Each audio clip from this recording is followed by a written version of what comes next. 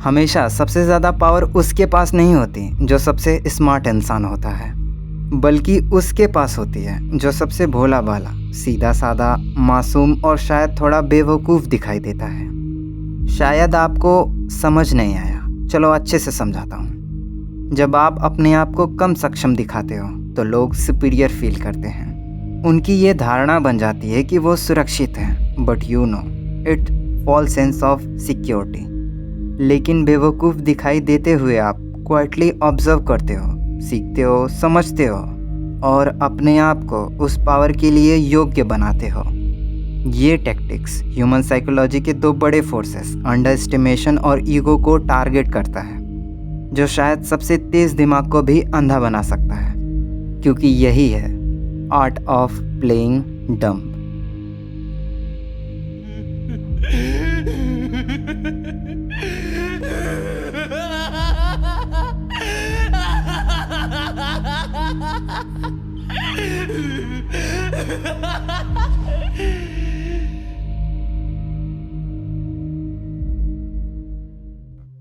Playing dumb एक ऐसी strategy है जो इंसानी साइकोलॉजी को डीपली समझने और उसका फ़ायदा उठाने पर बेस्ड है। इसका आधार ये है कि जब आप अपने आप को जानबूझकर डम्ब या बेवकूफ़ दिखाते हो तो लोग आपको अंडरएस्टिमेट करते हैं और अपनी सुपीरियर पोजीशन में रिलैक्स हो जाते हैं, जिसका परिणाम ये होता है कि वो आपके इरादों को समझ नहीं पाते, आपको एक ख़तरा नहीं मानते और आपको उन्हें शांति से ऑब्जर्व करने का और उनका भरोसा जीतने का मौका मिलता है। ये एक छोटी सी मगर एक पावरफुल मूव है जो आपको नियंत्रण और फ़ायदा देता है, वो भी बिना किसी संदेह के। आप शायद नहीं जानते कि आपको दूसरों से कम इंटेलिजेंट दिखने का बहुत फ़ायदा हो सकता है।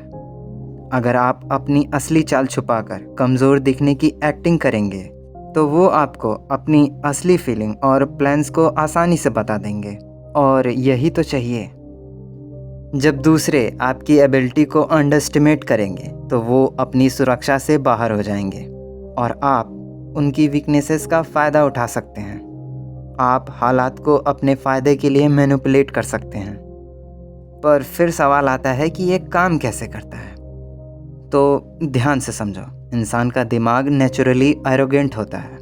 हम उन लोगों की तरफ झुकते हैं जिन्हें हम अपने से कम बुद्धिमान और कमज़ोर समझते हैं, क्योंकि हम समझते हैं कि हम उनसे ज़्यादा चालाक और ताकतवर हैं। और ये टैक्टिक्स इसलिए भी काम करती है क्योंकि लोगों को अपनी इंटेलिजेंस और सुपीरियरिटी का एहसास कराना पसंद होता है। अगर आप इंटेंशनली अपने आप को उनके लेवल से नीचे दिखाते हो तो उनका कॉन्फिडेंस और ईगो बूस्ट होता है, और ये बूस्ट उन्हें ओवर कॉन्फिडेंट और केयरलेस बना देता है। इस प्रक्रिया में वो आपके इरादे समझ नहीं पाते और आपको कमज़ोर समझकर रिलैक्स हो जाते हैं। यही वो मोमेंट होता है जब आप खामोशी से अपने काम को अंजाम देते हो। प्लेइंग डम्ब काम करता है क्योंकि लोग आमतौर पर उन लोगों से ज़्यादा सचेत रहते हैं जो उनसे कम्पीट करता है, लेकिन वहीं अगर कोई डम्ब या कमज़ोर दिखता है तो लोग उसे सीरियसली नहीं लेते और शायद उस पर ज़्यादा ध्यान भी नहीं देते। इससे आपको मौका मिलता है क्योंकि आप पर कोई संदेह नहीं करता और आप अपनी चाल को आराम से प्लान कर सकते हैं। इस स्ट्रेटजी का यूज़ करने के लिए आपको अपने इमोशंस और ईगो को कंट्रोल करना होगा। आपको ये एक्सेप्ट करना होगा कि कभी कभी डम दिखना भी एक पावरफुल चाल हो सकती है। इसका यूज़ बहुत से फेमस पर्सनालिटी और लीडर्स करते थे और करते हैं। मैं ये बात एक बहुत ही फेमस एग्जाम्पल से समझाना चाहूँगा। चाइना के बहुत पुराने स्ट्रेटजिस्ट जिनका नाम सन त्सू था, उन्होंने अपने दुश्मनों को कंफ्यूज करने के लिए अपने आप को कमज़ोर और बिना तैयारी के दिखाया ताकि दुश्मन ओवर कॉन्फिडेंट हो जाए और अपनी कमज़ोरियां उजागर करे, और ऐसा हुआ भी। सन त्सू ने द आर्ट ऑफ वॉर में लिखा है कि जब आप ताकतवर हो तब आप कमज़ोर दिखो, और जब आप कमज़ोर हो तब ताकतवर दिखो।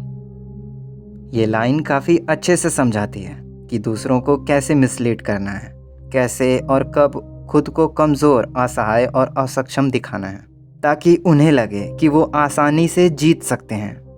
पर जब तक वो आपके जाल की छाल में फंसे ना, तब तक ये दिखावा करते रहना कि आप कमज़ोर हो, और फिर गेम आप जीतोगे।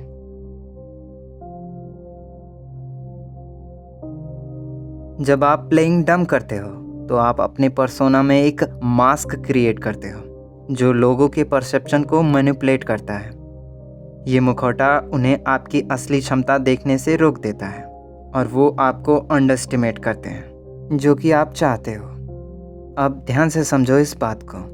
अंडरस्टिमेशन एक पावरफुल टूल है, क्योंकि जब लोग आपको कमज़ोर समझते हैं तो वो अपने सुरक्षा को कम करते हैं। इसका मतलब ये नहीं है कि वो कमज़ोर थे, मतलब ये है कि वो इस समय ज़्यादा कमज़ोर हैं। और शायद यही वो समय है जिसमें आप आसानी से अपना नियंत्रण स्थापित कर सकते हैं। ये एक साइकोलॉजिकल गेम है जो पेशेंस और ऑब्जर्वेशन स्किल पर निर्भर है। ये एक स्लो गेम भी है जो तभी काम करता है जब आप अपने टारगेट को साइकोलॉजिकल गहराई से समझते हो और उसके बिहेवियर को प्रिडिक्ट कर सकते हो। प्लेइंग डम एक इल्यूज़न की तरह काम करता है जो आपको हर सिचुएशन में पावर और इन्फ्लुएंस के लिए किनारा देता है। आप इसका इस्तेमाल रियल लाइफ में भी कर सकते हो। इसका इस्तेमाल करने के लिए सबसे पहले आपको अपने आसपास के लोगों को बहुत ध्यान से ऑब्जर्व करना होगा। आपको समझना होगा कि कौन लोग आपको अंडरस्टिमेट कर रहे हैं और कौन लोग आपको सीरियसली ले रहे हैं। फिर ये गेम आपके हाथ में होगी। पर फिर भी अगर आपको लगता है कि कोई आपको कंट्रोल करने की कोशिश कर रहा है तो आप प्लेइंग डम का इस्तेमाल करके उन्हें फील करा सकते हैं कि उनकी स्ट्रेटजी काम कर रही है, लेकिन असल में आप उनकी हर मूवमेंट को ट्रैक कर रहे होंगे और जब सही समय आएगा तो आप उन्हें उन्हीं की गेम में हरा देंगे। वहीं दूसरी तरफ देखा जाए तो माना कि आप अपने आप को डम दिखाना चाहते हैं, लेकिन इसका मतलब ये नहीं है कि आपको हमेशा डम दिखने की ज़रूरत है। बस उस सिचुएशन में जहां आपको लगता है कि स्मार्ट दिखना आपके खिलाफ काम करेगा। यहाँ तक कि अगर आप नेचुरली इंटेलिजेंट और कैपेबल हैं तो भी कम होशियारी दिखाना, क्योंकि ये आपके फेवर में काम कर सकता है। लेकिन इसे इस्तेमाल करने के लिए आपको पेशेंस, ऑब्जर्वेशन और लॉन्ग टर्म थिंकिंग की ज़रूरत होगी। आपको हर सिचुएशन को एनालाइज करना होगा और डिसाइड करना होगा कि कब आपको डम दिखना है और कब स्मार्ट। प्लेइंग डम एक फाइन आर्ट है। अगर आप ओवर एक्टिंग करेंगे तो लोग समझ जाएंगे कि आप नाटक कर रहे हो, तो इसे जितना हो सके नेचुरल रखो, वरना आप उस राजा की तरह हो जाओगे जो नंगा था पर सोचता था कि वो इनविजिबल है। इन द एंड बस यही कहना चाहूँगा, जिस वक्त वो सोचते हैं कि आप बेवकूफ़ हो, उस वक्त आप जीत चुके हो।